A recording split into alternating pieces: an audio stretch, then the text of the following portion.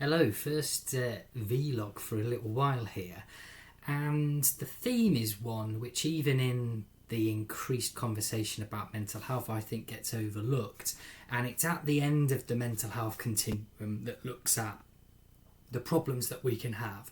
But I think this issue or area exists in all aspects of our lives, and this is taking on too much.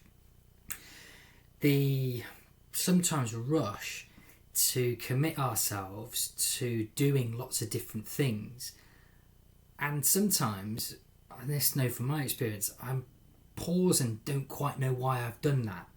Is it to feel like I would miss out if I didn't commit to do that? Is it to feel like I need to be doing this to be of use and of worth to those around me? And I think the mentally fittest I've ever been, the mentally fittest anyone can be, is when they get that really nice sweet spot where they've got enough going on to be motivated and interested, but not so much that they're spread too thin and can't dedicate enough of their energy and resources to doing what's there.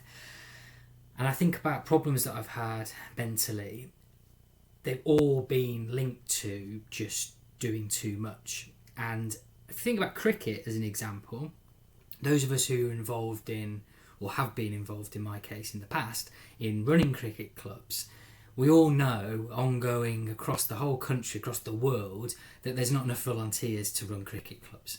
There's people taking on multiple roles to really put on a hobby for other people.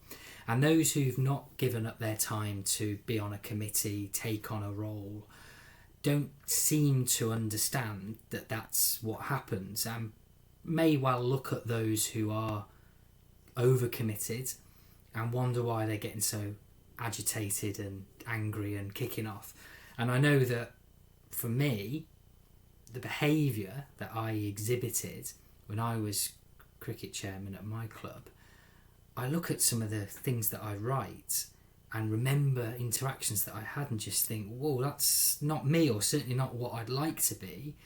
But I was doing that after day at work, doing stuff for Open Up Cricket, things at home, and then it always seemed to be that cricket stuff for my cricket club would come last when I was depleted, when I'd had so much energy invested in other things, and then really didn't have much left to moderate my kind of way of doing it.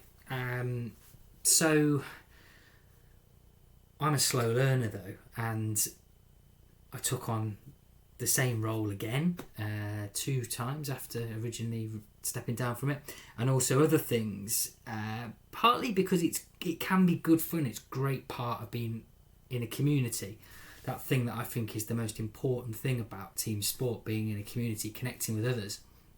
But taking on too much is such a perilous thing to do, and that feeling, I don't know if you've ever had it, where you just have a sort of rush or a build up of heat in you. You know, you feel like your temperature's gone up and you maybe get a headache or you get flushed cheeks, and you just like don't know how you're going to get through it, how you're going to put everything in order to move on to the next thing, to go to bed and to switch off.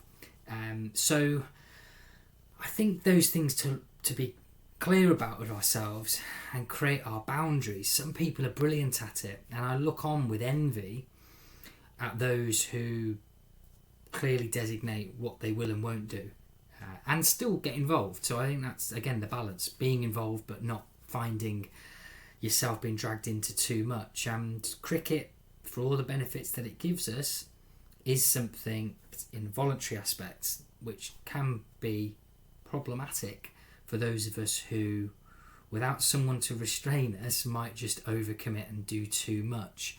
So a learning I've had is, what do I have on my plate? What do I have to do? And I found this with Opening Up this summer. I had myself and my partner had our first child in March. Fantastic, the best thing that's ever happened to me. But I wasn't quite appreciative of the fact that things would need to change. I've played less cricket, and I've not been able to do as much with Opening Up, going out and doing sessions has been very limited, and I've had to postpone and cancel, which I've hated doing because I don't like to promise to do something and then not be able to deliver on it. But I've had to be philosophical about it and realise that I've got X amount of time, X amount of energy, and at the moment my priority, and in fact always from now on, my priority, number one priority, is family, and whatever else I can do after that. So I've been forced to do it, been a really important thing to be able to learn that. And now I look at my relationship with club cricket in a different way and think about where could I fit in? What could I do which can help myself to be engaged and enjoy that connection and help the club and people around me without being dragged into things. I think in the past, my last point here, what I wanted was for someone to almost rescue me and say, whoa, don't do that, I'll do that for you.